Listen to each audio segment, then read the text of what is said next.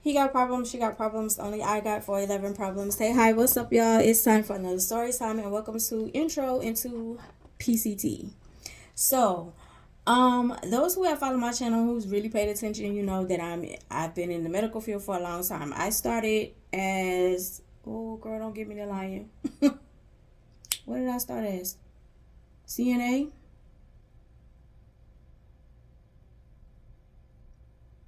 Yes. CNA, and then once I did my clinicals for my CNA, I knew without a shadow of a doubt that CNA was not for me. Shout out to the ladies who are CNAs and males, because they are male CNAs. Shout out to you, because I don't think you get paid enough because you do so much work. Real talk. CNA takes more mental than it's mental and physical, to be totally honest, and I totally believe that you guys do not get paid enough. But it wasn't for me. Once I went to my clinicals, because my first day on clinicals, I was on the critical floor, and I knew it wasn't for me. It wasn't for me.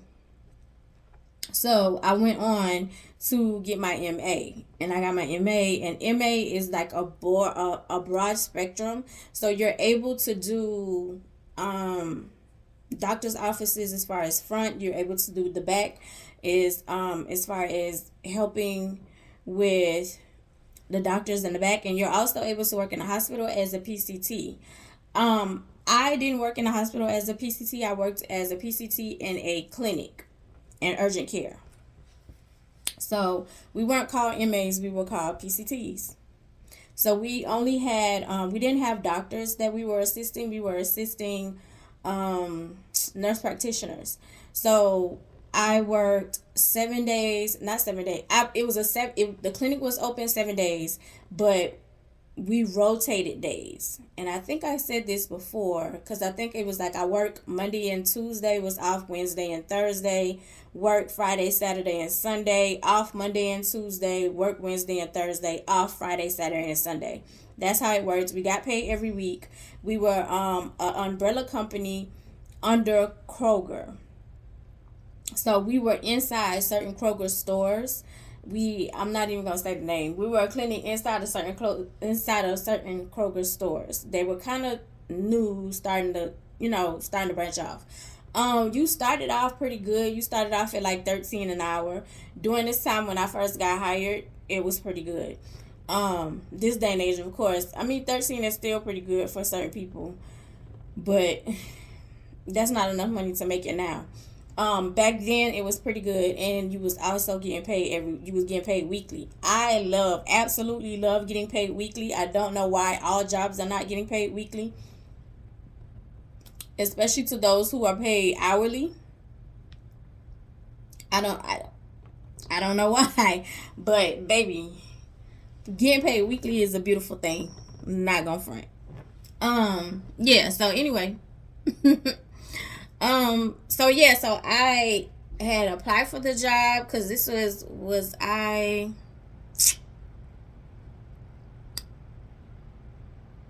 staying with Gifted? No. I had left the country again. This was after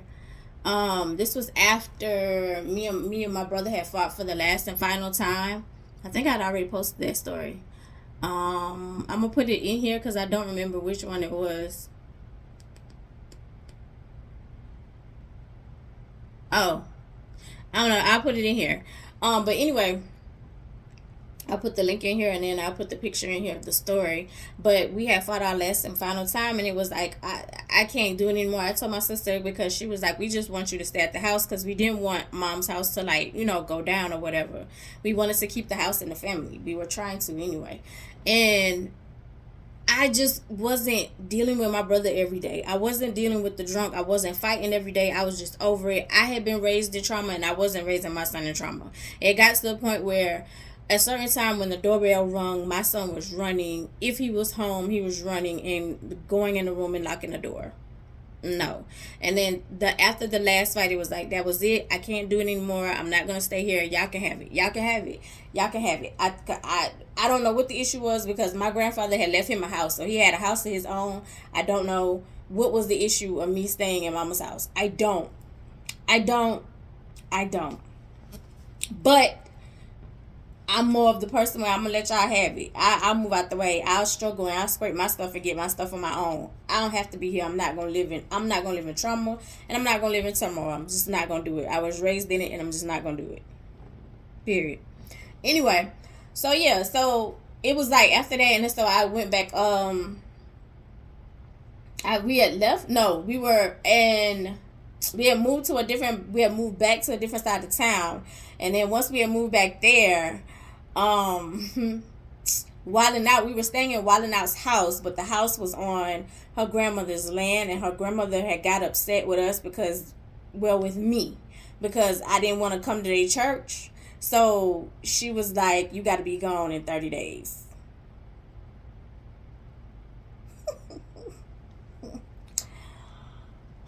Yeah, anyway, so it was like, oh, okay, so it was like I wasn't going to my mom's house.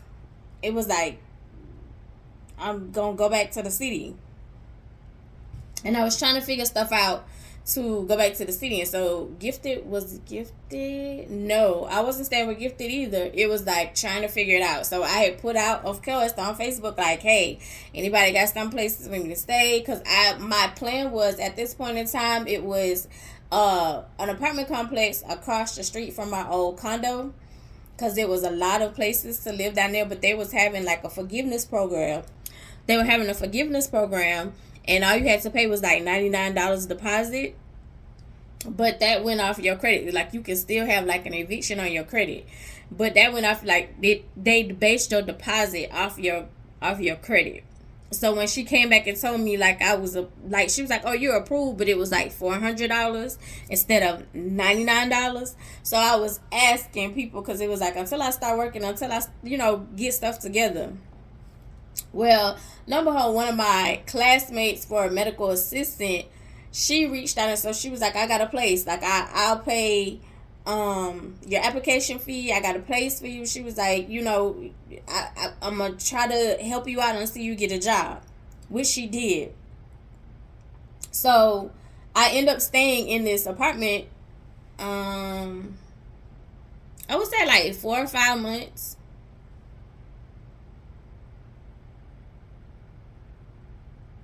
It might have been 4 or 5 months. Somewhere around in there. Until she was like, I can't hold my husband off any longer. Like, he just found out, like, I paid the deposit. He just found out, like, the deal that I was telling, the office. So, like, you're going to have to leave. And so I had just got the job. At the clinic. And I was like, I just got the job. And so it still flowed, because the girl who I ended up moving into the condo, that ended up working out. So I ended up moving into the condo.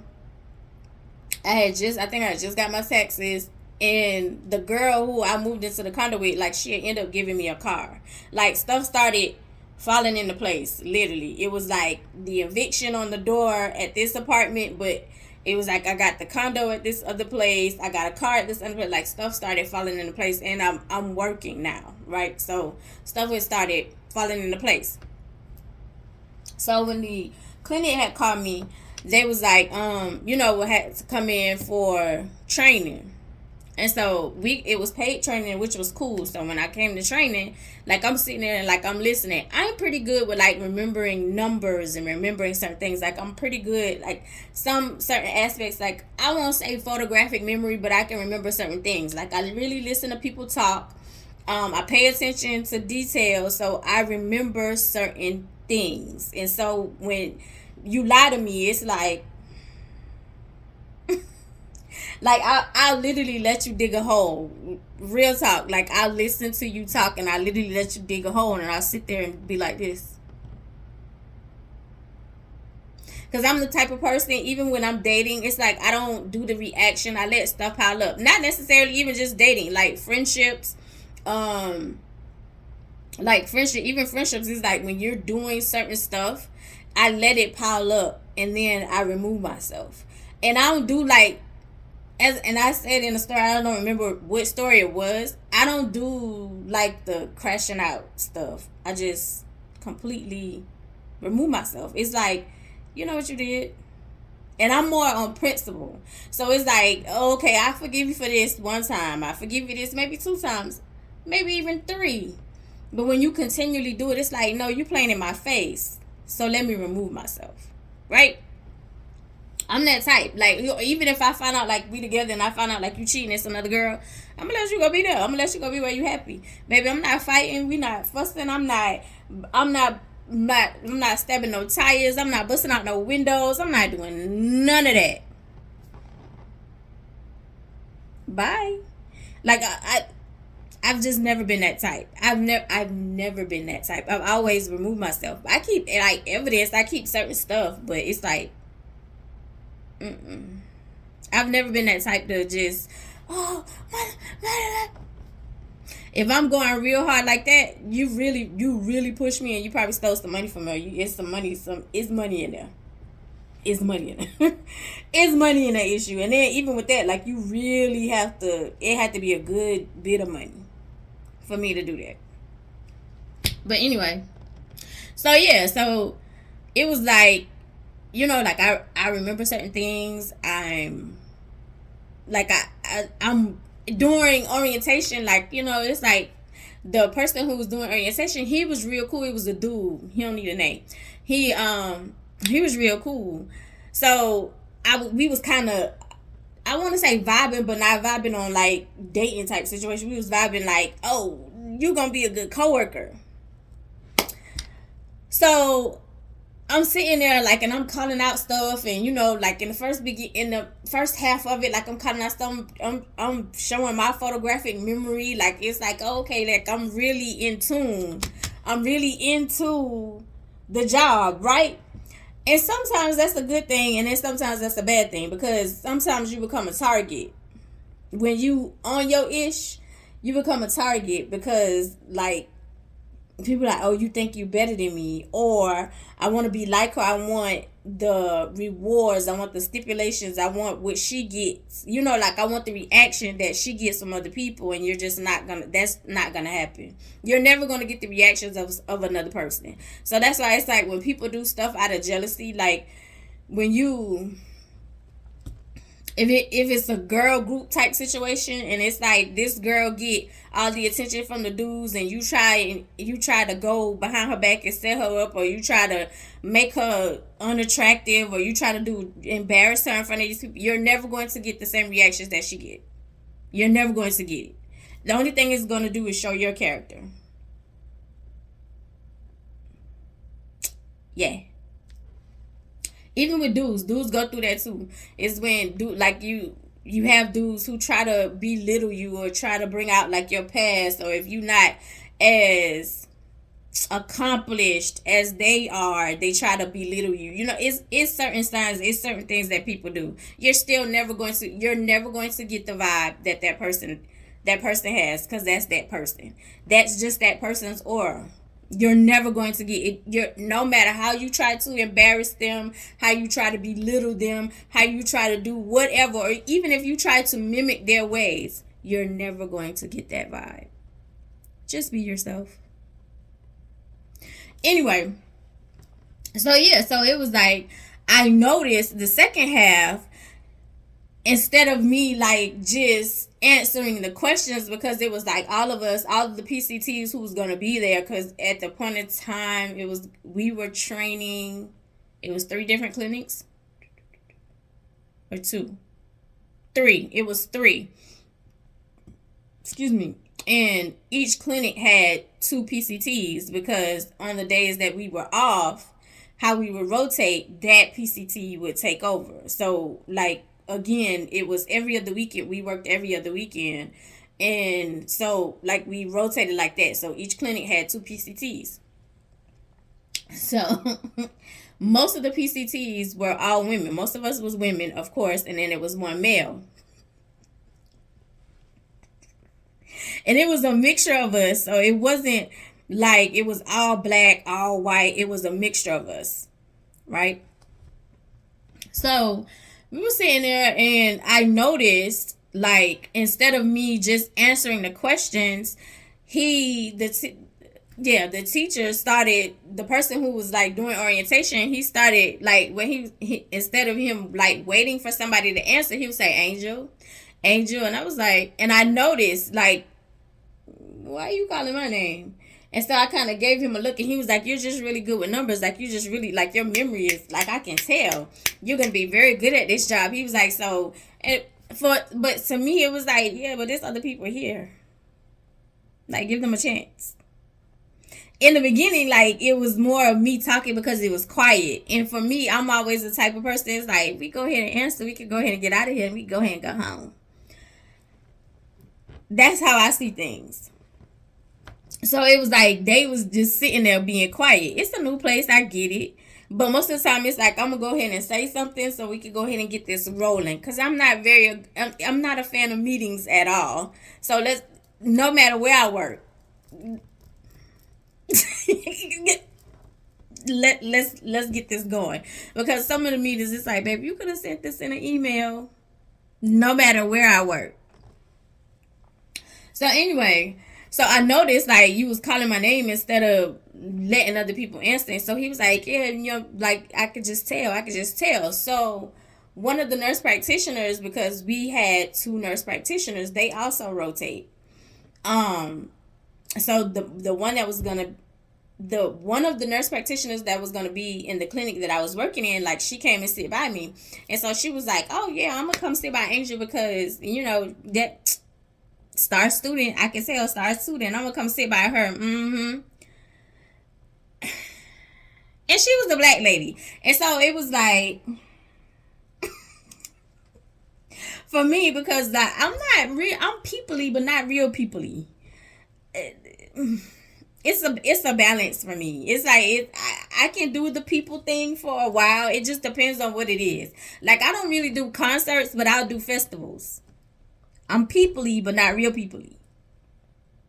There's a limit to people for me.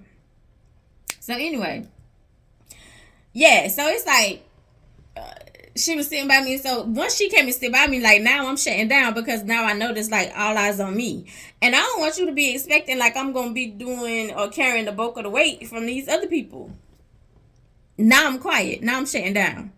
And so she was like, why you stop talking? Why you stop talking? I was like, because they can answer. Mm-mm. All the weight is not about to be on me.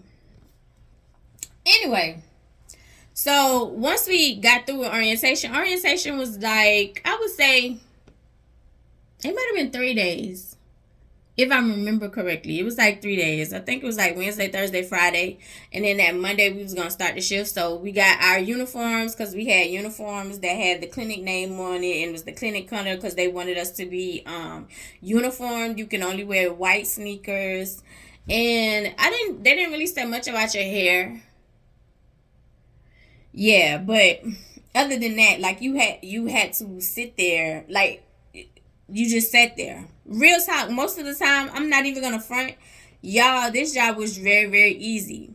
Most of the time when the patients walked in, they were using the kiosk, putting in what was put in their name, their information, what was wrong, etc., etc. It showed you what type of insurance that we took, and if it was insurance that they tried to use that we didn't take, like that would be the stuff when we would speak up. We would look through the information, make sure the information was correct, check their insurance. If it came up with a balance, like they owed us a balance, it depends on how much the balance was, but they weren't allowed to be seen.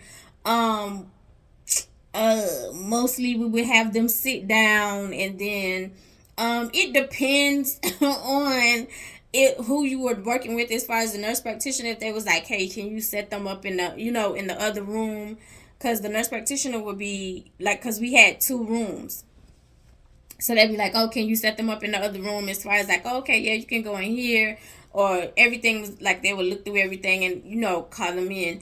It just depends on which nurse practitioner you was working with and how much work you had to do. Me, I had what am I gonna call her? Miss Jan and Mr. Dan.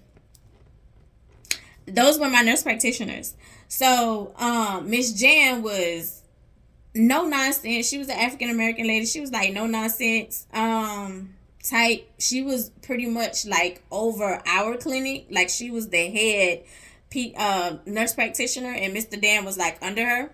But she was no nonsense. Like she didn't play about her. She didn't play about her clinic because she was responsible. Like if something was go wrong, if something went wrong, if there was complaints, etc., stuff like that, she would be the one that that people would go to, right?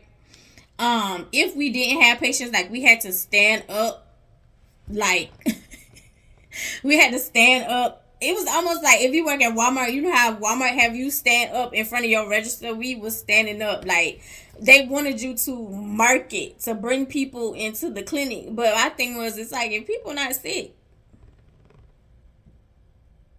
they're not coming. Like I didn't get the marketing stuff. Like they even wanted us to walk around the store because, like I said, we were a clinic inside of a supermarket. So they wanted us to walk around the store to say, "Hey, come by the clinic if you need anything. This is what we're doing." Now I'm not gonna lie. When they were putting out the sports physicals, that was a really hot situation. So I mostly for me, I would let them know, especially if they had, the parents have kids. The areas we were in, like the kids were very, very into sports, so that was a very hot item, and it was like our physicals was like I don't know why I couldn't talk right then. Our physicals was like a flat rate. So that was kind of hot, like, passing out flyers or whatever. It was like, okay, yeah. So I would hurry up and pass out my flyers. Like, I'm good with that. It's like, I don't have to do all that talking, yip, yap, and interacting. It was like, oh, here you go. Like, we having a flat rate of special on our physicals. If you don't have any kids, pass it around. Let your friends know. Like, hey, let your community know, come to the clinic and we'll do your physicals for you in and out. No appointment. Just walk in. So that was a hot commodity because a lot of the times the kids, they didn't have doctors or whatever, or they needed the sports physical like right away. So anyway, yeah, so like they wanted us to do that. They want us to stand in front of the store, or they want us to walk around and like market for people to come to the clinic, which was crazy. Now, mind you, the cashiers and the people in the store most of the time was upset because most of the time we didn't market all the time. That's not something that we had to do. It was only when we were having like specials that they wanted to market. Basically like sports physicals, flu shots, shingle shots. They wanted us to market those a lot. And if it wasn't something that they wanted us to market, most of the time if we didn't have any patients, we were sitting at our desks scrolling. At this point in time, I had a BlackBerry. BlackBerry was really hot during this time. It was BlackBerry, and then iPhone had just came out. So, but BlackBerry at this point in time was hot, and I miss my BlackBerry still. I still miss my BlackBerry. I love her. I love her. But anyway, yeah. So we were saying that. So the cashiers and all of them would get upset because they'll be like, "Oh, you can come and help us. Help us bag." Nope. Not part of my job. Not part of my job description. Not being funny, but it wasn't. So they were upset that we got to sit there because if we didn't have patients, like a slow day, if we only had one patient, I get to sit there and get paid to do nothing. That was the good part of it. So I'm chilling, minding my business, everything going well, everything going good. No complaints about the job. The only thing is it was very far, but I worked at 7 a.m. so I missed traffic because I had to get up at like 5 so I can leave at 6 so I can be to work at 7. So I missed traffic as far as getting to work. And then when I got off at 7 p.m. And depending on if a patient walked up at 6:55. So I get off. So when I get off, there's no traffic. Like I missed traffic. So it got into the point where I was enjoying it, but then Ty was having issues because he was like, "I never see you," and then so he started acting out in school, and it was like everything is going good. So at this point in time, I had been working, and I had told the girl, and I was like, "I'm only gonna be here for 6 months anyway," because my whole point was to get experience. My whole point was to get experience and then move closer, find something closer to my house, like to our condo, instead of me traveling. Like, again, the traveling wasn't bad. It was just, I just wanted something close to the home. But on top of that, it was like, okay, let me stack this money I'm getting paid every week. Let me get stuff together. And then it was flowing for a while, and then Gifty ended up getting kicked out of her sister's place. She ended up moving in, and so like the bills kind of fluctuated. So yeah, and then Ty was in trouble, getting in trouble. He like it. I kind of understood him, because he was like, I never see you, I never see you, which he didn't. It was like I would leave before he would get up to go to school, because he was, old enough to get up and go to school and walk to the bus stop. The bus stop was literally right there in front of our condo. So he would get out of school, go to school, and like Gifted would make sure, like, did they walk to the bus together? No, he left before Gifted did. So he would go to his bus stop. Gifted would still be there, and then when he gets home, he was home by himself for, I would say, like an hour and a half, and then Gifted would be there, and then I would show up. But by the time I get home, he should already be in bed, or I would wake him up to go over homework or make him do homework. So I understood, because at this point in time, he's 12. So I understood where he was coming from. Totally, honestly, like, I understand. I was like, dang. So it was like, it had got to the point where it was bad. It was getting bad. Like, he was getting really bad in school. And it wasn't just me working. It was also him having issues with the sperm donor situation. So it was like, trying to figure that out. Anyway, but I was like, I'm going to, flow with this until I find something else. And once I find something else, then, okay, then I'll let it go. But as of right now, like, I'm going to flow with this because I like getting paid every week.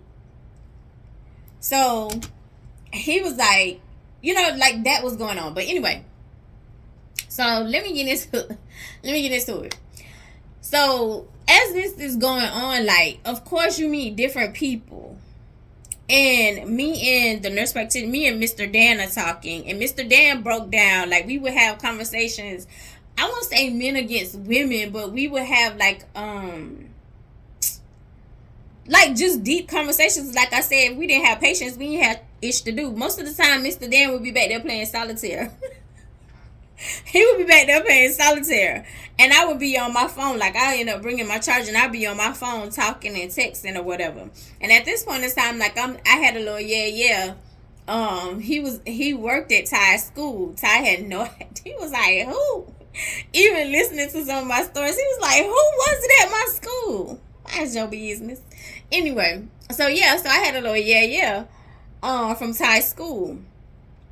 He would find a little something. He wasn't little. I almost say his name. He was like 6'3". He might have been taller than 6'3". He might have been 6'5". I think he was 6'3". He might have been 6'3", 6'4". I don't think he was 6'5". Anyway, he was tall, and I told y'all, like, tall men dig me. So so it was like we was talking, we was cool, like, we had, like, we was kicking it, like, kicking it, like, for real. So anyway, because he would say, like, he was like my little hard worker, because I worked all the time, like, literally I worked all the time, and he, like, knew my schedule. So when he would call me, sometimes I would be sleeping. He was like, oh man, just call me when you wake up. And I was like, no, it's good, I'll talk. And he's like, nah, just call me when you wake up, because he knew my schedule. So anyway, so at this point in time, like, I got my little I'm working. We're in the condo, because I hadn't started decorating my part. I was just decorating Tyler's room at this time, and, like, things were starting to fall into place. Like, I got a car. My car is dependable. Like, things are falling into place. So me and Mr. Dan used to have, like, these conversations, and like I said, I won't say it was men against women, but it was more of like we would just have conversations, because, like, I'm not even gonna front. Like, I think it's a good thing where men and women, like, you sit down and have conversations, because we're not the same. We're not the same. So he broke down because I was trying to get him to understand, like, my son, because at this point in time, Ty had like locked it, he had forgot his key, and he was sitting outside, and I had to leave early. So when I came back, and he was like, "Your son's okay, like everything's okay, because you had to leave." And I was like, "Yeah," I was like, "I just don't understand," because I had broke down like a day when I had told Tyler, and I was like, "Hey, on your way to the bus stop, take the dirty clothes basket, put it by, put it beside my car." And so he was like, "Okay." And I said, "Yeah." And so when I walked out the door, Tyler is standing beside the car with the dirty clothes basket, when you were supposed to just leave the dirty clothes basket beside the car as you go to the bus stop. And so that's when he was like, "Men are DOS and women are Windows." And I was like, he said, "Women can do multiple things at multiple times," which is Windows. Windows, of course, is a computer program, for those who don't know. DOS was before Windows. It was a computer program before Windows, right? So he was like, "Men are DOS." He said, "When we walk into a store and you send us to the store and you tell us like, hey, on your way, when you're stopping by the store, bring home bread, bring home a loaf of bread." He said, "When we walk into the store and we see like chips, I promise you we have forgot about the bread." He said, "We're looking at all this stuff, right?" He said, "So by the time we're walking around the store, we have gotten everything but the bread. Before we walk out the door, before we check out, and we go, bread. We're happy we remember bread. Women," he said, "when y'all go to the store, you need a loaf of bread." He said, "But y'all know whether it's white, wheat, butter." Like, he broke it down literally like that. He said, "Men are just excited that we remembered the bread. We don't know if it's wheat, white, or butter. We're just excited that we remember the bread." He's like, "Most of the time we're just focused on one thing. Women can do multiple things at multiple times. Women are Windows, men are DOS." And I was like, now Mr. Dan has been married for years. Mr. Dan is Caucasian. He's been married for years. And I was like, that makes sense. So basically that conversation was basically like, just basically give your son grace. But it got to the point where at this point in time, like, it seems like it had gotten to a point where it's like I'm calling out, or I have to leave work early to go handle something with Tyler. And it's like, now you're cutting into my money, and it's getting to be a problem. And so I was like, okay. So I started looking for something else.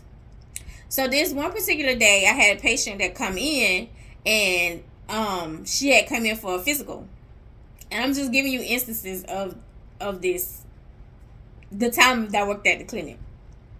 She had come in, she had brought her son in for a physical. And so he was a young boy, no more, like, you could tell he was in like middle school or whatever. And so we sitting there and like we talking, because most of the time it depends on the patient. Like, a lot of the patients are quiet, some patients are talkative, and then some are, looking at their sick kid. The kid is crying or whatever, or they asking questions about the clinic. And so she was talking, and so she was like, "Hey, do you watch TV?" And I was like, "Yeah." And so she was like, "Girl, my son is, let me tell you who his girlfriend is." And I was like, "Who?" And so, like, the rooms, like the waiting area, when you walk into the clinic, because the clinic was lit, it wasn't like this big door, it was an open area. So it was like, my desk was like here, and then it's like a little walk-in area here. And so you sit, behind me is like the little waiting area, and on the sides is the rooms, is the exam room. So she was sitting there, so he can hear you, like your son can hear you. She was like, "My son, let me tell you who my son's dates, who he dates now." Out of the blue, like, you was telling her your son business. So your son opens the door, and he was like, "Mom." And so she was like, "Okay, sorry." So he closed the door because he was there getting a sports physical. And so she was like, he dates Regine, the little girl from TV. And he was like, "Mom." And so she was like, oh, sorry. And I was like, "Well, don't worry, it's not going anywhere." So, like, because at this point in time, Regine was on T.I. and Tiny. At the time it was, I don't think it was called Family Hustle. I think it was just called like T.I. and Tiny. It might have been called Family Hustle at the time, but no, no, no, no. Not that show. Toya and Tiny. Tiny and Toya. That reality show. That when they were doing the group, they was building the group for the OMG girls. So yeah, she was like, yeah, that's his little girlfriend. That's his little girlfriend. She was proud. She was proud of it. And I was like, oh, okay. And I was like, well, these seem a little young to have a girlfriend. She was like, you know, puppy love. Like, anyway, she was just talking or whatever. So I would say a week after that, I had saw, remember, I saw this story time about the model scammer. I had saw the lady who had actually owned the business, who had like she had came in. I hit my homeboy up, and so she had ended up walking in the clinic, and I was like, "Dang, it's a small world." So I saw that. So a week after that, I'm sitting there, and Mr. Dan comes out, and he was like, "Angel, the other clinic, like they don't have any PCTs, like, and she's getting behind. She need like it got busy, so they need you to go to the other clinic." Hold on, y'all. And I was like, I gotta go to the other clinic. They was like, yeah, then Miss Clementine, we're gonna call her Miss Clementine. I actually love Miss Clementine. Miss Clementine was an older Caucasian lady. She had what do you call it? What do you call it, y'all? Dang. What you call it? Not. Because they have like the microchips. Was it the microchips? No, hearing aids. She had hearing aids. Because I was thinking the microchip. She didn't have the microchip back here. She had hearing aids. So she had hearing aids in both ears. Most of the time she talked really loud, but she was more like, she felt like she was the black sheep of all of the nurse practitioners. But I really liked Miss Clementine. I really did. She was really sweet to me. She was very funny, and she was also giving me information. Miss Clementine was also, along with Miss Jan, trying to push me to go into nursing, because they was like, you're too smart to just, to just do this. You're too smart. You need to do something else. And they was like, we want you to make more money. And at this point in time, they were just starting the ASN program, which is the nursing degree. It's your nurse's degree, where your nurse's associates, where you can do nursing in 2 years. Because I was like, I don't really do school, and it was like, you could go for 2 years. And matter of fact, one of the cashiers at my home clinic was doing that as well. Like, she was like, oh, I'm going to school, I'm going to nursing, I'm going to be done with this. Like, I'm so sick of this. And she was doing nursing. She was doing the 2-year program. So Miss Clementine was the one who first said something first, and was telling me, how smart I was or whatever. And so I was like, oh, okay, yeah, I'll go. I'll have a problem going to help Miss Clementine. So when I get over there, like, literally it's a desert. There's no patients there. She was saying how she needed help, and she was by herself because her PCT at the time, we're gonna call him Mr. Ricky. We're gonna call him Ricky. Ricky wasn't there. Like, Ricky had called out. And so when I got there, it was literally like a desert. There was nobody there. Like, there was no patients, no nothing. So I'm sitting there, and I was going, like, the patients there. And so she was like, oh my God, she felt so bad. She was like, at the time, like, it was really busy and I needed help. She was like, but now that you're here, of course, how it goes, she was like, there's nobody here. Which, how you have something, like, you hear something wrong with your car, and when you take us to the mechanic is waiting to hear it, and he's like, no, it's not happening. Like, that type of situation. That's how it was. She was like, I need help. And she was begging for help. And Miss Jan was like, you have to go over there. Told Mr. Dan to tell me to go over there. When I get there, there's literally no patients. Which left Mr. Dan by himself. Well, leaving Mr. Dan by himself, while I was at the clinic with Miss Clementine, Mr. Dan ended up getting busy. But anyway, so while I'm over there, like, I'm sitting there, and women are walking up and saying, is Dr. Ricky in? And I'm looking around because I'm going, Dr. Ricky? And I was like, there's no Dr. Ricky here. And so they was looking, they'll caught me a look and then walk away. Now, mind you, Ricky was Hispanic descent. And so I was like, what the hell am I missing? Like, I knew Ricky wasn't no doctor. Ricky was a PCT. And matter of fact, Ricky was one of the worst PCTs out of the group. Like Ricky, he couldn't retain information where they was really trying to work with him. He would make a lot of mistakes, but he had like, I won't say a sob story, but he was a family man. He was like, he had a wife, he had kids, and he was trying to trying to do better. He was like, I just want to make the American dream, right? And so I was like, so the women, like another girl walked up and she was like, "Is Dr. Ricky here today?" There's no Dr. Ricky. And so I was like, "There's no Dr. Ricky here." And so she caught me a look and walked away. So again, another girl walks up and she goes, "Is Dr. Ricky in?" And I'm going, "Hold." So I'm like, "Dr. Ricky, there is no Dr. Ricky here." Of course, she gives me the same look that the other girls gave me and walk away. So I go, "Okay, Miss Clementine, what's going on?" I was like, "Who is Dr. Ricky? Did we get a new employee? Like, we starting to use doctors now? Because we only use nurse practitioners." She was like, "No. Ricky, who is not married, he lied about that. He's basically a full-time single dad. Basically, while standing up, remember I told y'all we had to stand in front of the clinic, so to like pull in people. So while standing in front of the clinic, a lot of the times people of his descent, like Hispanic descent, was thinking, because he was in scrubs, because we had to be in scrubs, like we had light blue scrubs, was thinking instead of him being a nurse or a PCT or a CNA, which men make more money as PCTs, CNAs, and MAs, because y'all have the upper body strength, and especially if y'all bilingual, y'all really make money, mad money. Y'all make more money than the women sometimes. But anyway, but him standing there in scrubs, instead of them saying like, "Oh, you a PCT," they would say, "Oh, you a doctor," and you wouldn't correct them. You had those girls thinking, who was coming up there, that you was the doctor. Some, "Oh, my name is Dr. Ricky," because he had called out, so he wasn't there, and the other girl was off. So I am laughing. Both of us is laughing. She said, when the girl came up looking for, one of the girls that came up looking for Dr. Ricky, she said, "Now, Ricky, tell the truth.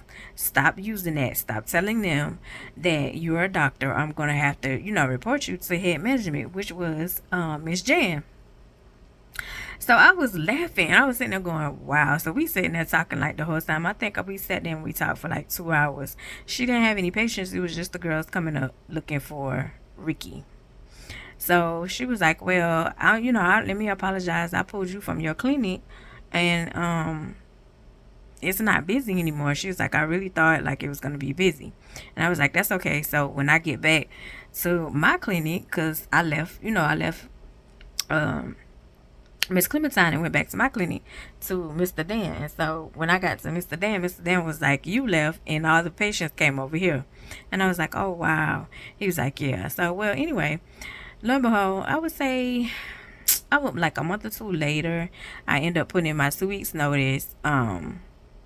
Miss Jan, she was like, she understood. She was like, "Because you got to raise a black man."